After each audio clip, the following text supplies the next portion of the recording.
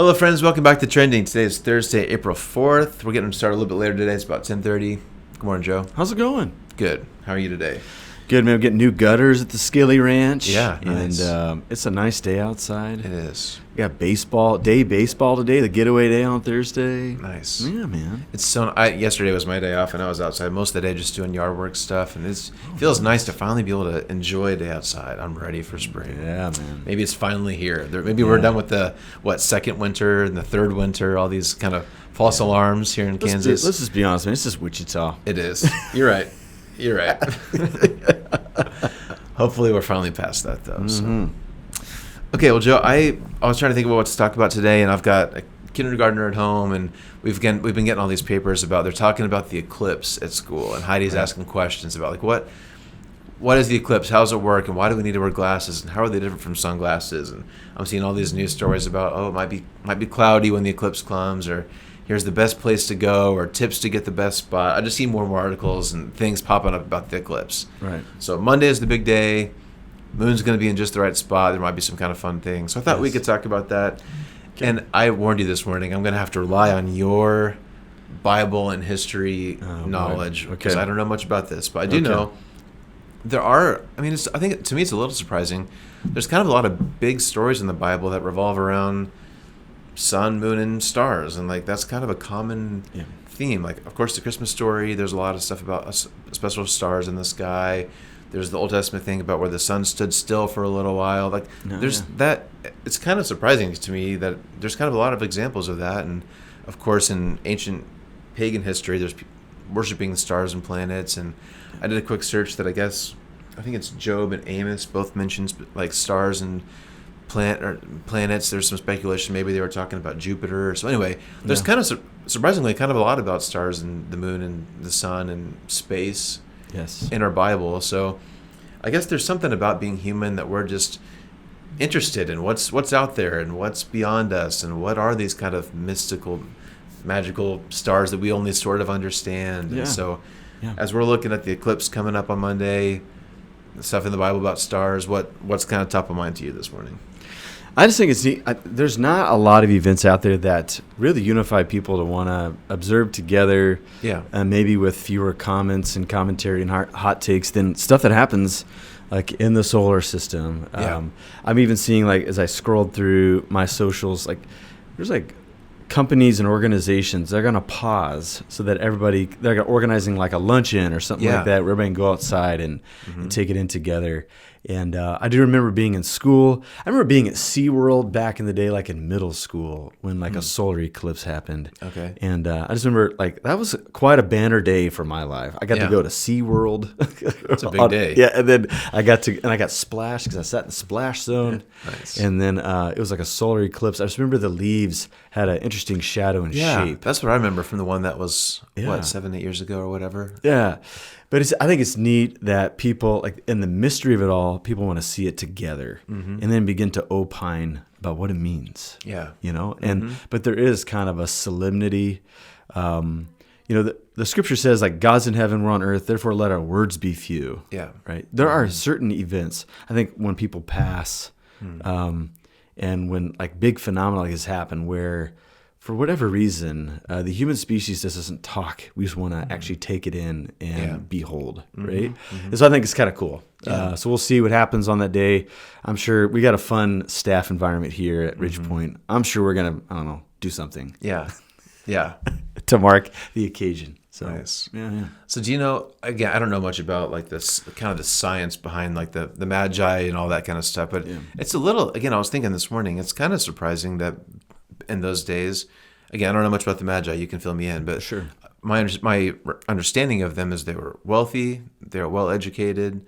They spent their time studying the stars, and they decided to follow one. So again, is that, do you know anything else about that story, or how? I'm sure that there must have been eclipses back in Bible times, and sure. Do you have anything to fill in there? Yeah, I mean, I think these things are going on, and people were attending to them. They may not have known exactly what they meant, but I see like the Magi as like these Big Bang Theory nerds, you know? Yeah. And like scrolls everywhere and poring over them and getting together and talking about it and, you know, applying for funding from the emperor to see if they can't go on this journey. Because it probably would have taken some time, months, maybe even years. I mean, sometimes the estimation is exaggerated. But they had to, like, you know, endanger themselves to go to a faraway land to figure something out, right? Yeah. They had to get their visa stamped with Herod, you know, which is, I think, is probably an anxious moment to go to a foreign king and say, "Hey, we're outsiders. Can we, you know, find an Airbnb and check this thing out?" And oh, by the way, you might be threatened at the throne, you know, at this moment. Yeah. So, right. no, I think. The ancients were always wanting to know the mystery of the universe, the mystery of life. Yeah. And you look outside yourself in those moments, and when you see things shift above you, you begin to wonder what is going on and who is up there deciding things, and what do these patterns mean?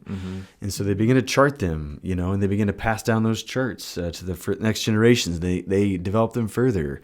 And people are just wondering, what is all this, you know, coming to? And we saw this phenomenon this year, but not last year. And it's actually been a while since we've seen it. So what happened to maybe inspire that? Or is it like actually foretelling something, you know? And so I think it's all kind of hit or miss, but they are wanting to know what exactly is going on because of the governing lights above us. So it's not surprising that these types of observations make their way into ancient texts like the Bible itself. Yeah. And it seems like we seem to be in this kind of time of history where there's more and more talk about it's not UFOs anymore. It's UAPs. Is that what the new? That's news to me, man. They come up with some new This is your beat. new title that's supposed to be less like. They don't want it to sound sci-fi, so it's not UFOs. It's like an unidentified Try to aerial. appeal to a different audience. UAP, unidentified aerial phenomenon. I think is what. Okay. Yeah. So you know, there's these reports from Congress about there's these things that people can't explain, and there's some Air Force or Navy stuff that there's something out there that we don't know what it is, right? And it's kind of in a similar vein as all this star and astrology, astronomy stuff. So I guess another kind of Bible theology question I'll throw at you. Sure. So, like, God, it's possible he could have just made Earth, right? But he did make all these planets and stars. Like, there's so much out there that, did he, I don't know, is it just God's creative and wanted to keep creating and make new things for us to discover? Is some of this out there just for us to strike that wonder and mystery? Is that part of it? Is that part of God's intention for creating so many strange things? Is just let's show my people that I'm capable of some really cool things. Let's just kind of keep them guessing and look at this. Isn't that cool? I'm a creator that can make this. What's the theology behind God as a creator making things that we may never know, never understand? Does that even make sense? It does, yes. I think it could be two things. I think it does. They are created for us to know that he can create. He's all powerful, to put his like creative work on display. I also just kind of wonder if he just enjoys it. Yeah. You know, like he enjoys all these different universes, and he enjoys all these solar systems and the way stars come and go, and the bright colors and gravitational pull. What if that's just interesting to him, right? Yeah. I think of you think of like exceptional athletes like Caitlin Clark that we saw earlier this week, or even like Steph Curry. Like Steph Curry, there's like footage of him as a young kid, like making 3-pointers as early as possible. But then you watch him warm up now, and he's like shooting shots from like the entry to like the stands, or like sitting on a bench and dribbling like 3 basketballs at once just for fun. Yeah. Or like a really tall finger roll that goes in and that bounces once and goes in, and everybody on the team is going crazy when he does it. Right. So like you've got this guy who's a master at the thing that everyone's trying to do to become a pro athlete, and once he masters it, he wants to go further. Yeah.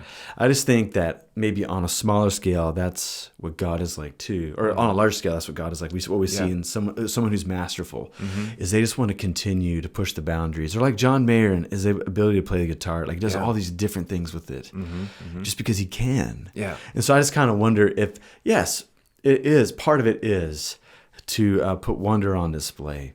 But also, I just think, this is something that Dallas Willard said in Divine Conspiracy. What if God's just the most interesting being we can imagine, too?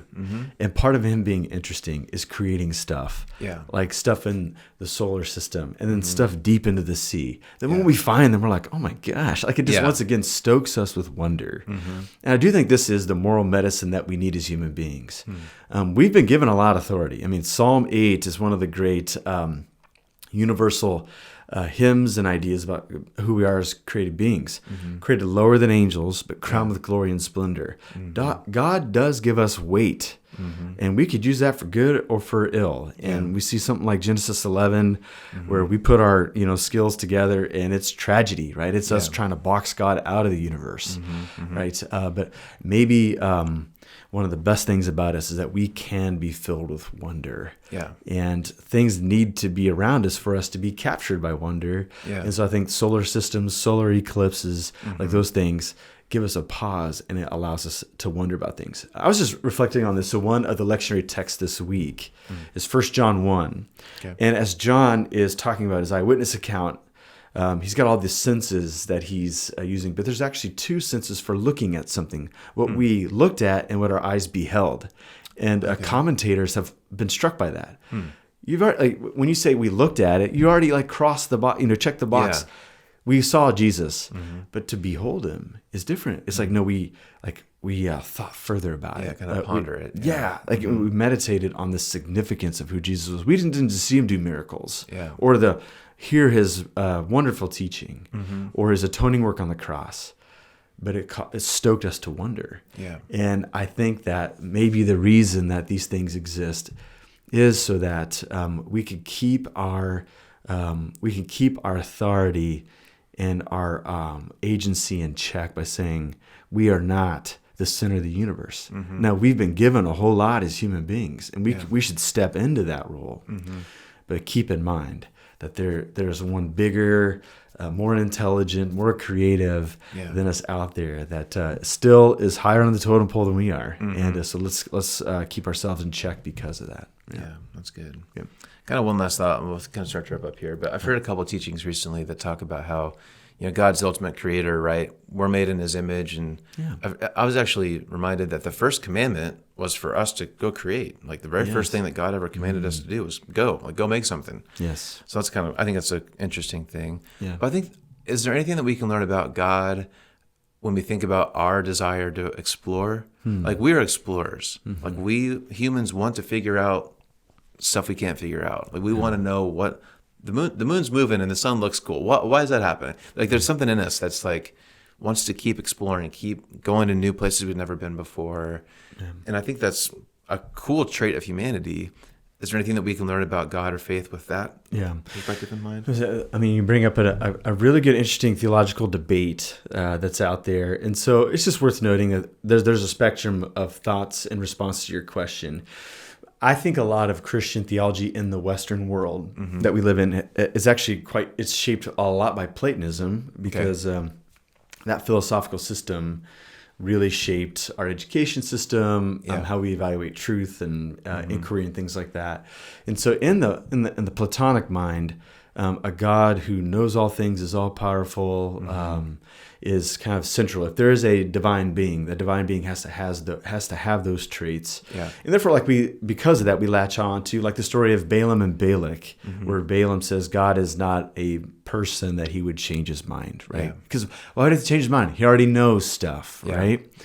But in the Hebraic mind, it's just worth noting that God kind of explores as well. One vivid picture that one of my teachers in school brought to our attention was in Genesis 22, when God tells Abraham to offer Isaac on the altar, which is a really interesting story, kind of a challenging story, I think, for a modern Bible reader. Abraham goes through with it in faithfulness, goes through with it. If you want me to do this, God, we're going to go through with it, right? And just as he's about to finish the deal, the angel stops him, and God says, "Now I know that you'll not withhold your one and only son." So there is a section of Christian theology. There's probably not a lot of people at Ridgepoint, probably not a lot of people in American evangelical land who would say that God is is open, and he explores along with us. And so God, because he wants to faithfully relate to us with love, has to limit even what he knows about the future, so that he can dynamically interact with us as in relationship with us. Now, once again, not a dominant idea, but there is a small cul-de-sac in Christianity that is, we call it open theism, or even process theology, where God is kind of co-creating with us. What is, I think, challenging for some people is that this seems to bring God down a shelf, to where maybe he's not like this ultimate being holding all things and determining all things, but the one who's like more dynamically involved with this. So I would say maybe a whopping 2% of Ridgepointers would be open to this idea. But it's worth noting that there is a lineage of thought because of the scripture text that says, well, maybe God is exploring with us. He's still above us. He's still sovereign. But he's exploring alongside with us. But once again, there's a spectrum of ideas and debate about this because of just how explosive that type of belief would be. And it really challenged like Thomas Aquinas's conclusions, Martin Luther, John Calvin, all the reformers. Those ideas have dominated our Christian thought today. So it would challenge those quite drastically. That makes sense. Yeah. Cool. One of my favorite things about doing this with you, Joe, is I can throw anything at you. I'm going to learn something. You're great at this. Well, my favorite thing is when I walk down the hall, I'm like, what do you want to talk about today? I have no idea what you're going to say. Like, that's what's like so fun about this for me. So awesome. Yeah. That's cool. Those are really cool things to think about. I mean, I'm not like a huge like science or space nerd, but I think it's fun that we get to do random stuff like this, kind of make it into the zeitgeist. There we go. 3 in a row. Score. Now we got a streak. Yes. But it's fun. Like you said, it's a collective experience. We can all experience it at the same time. We can look at wonder out at the world. And I think it's just a fun thing to note. So absolutely. Monday will be a fun day. Yeah. Yeah, well, okay. I don't have glasses yet, and they're probably all sold out everywhere. I saw some the other day. I'm sure we can track them down. Yeah, sounds good. Okay. Well, thank you for watching. If you don't see before, then look at the eclipse with glasses. Be careful. And with wonder, right? And with wonder. Yeah, absolutely. Wonder. So, cool. Thanks for watching. See you next time. See you next time.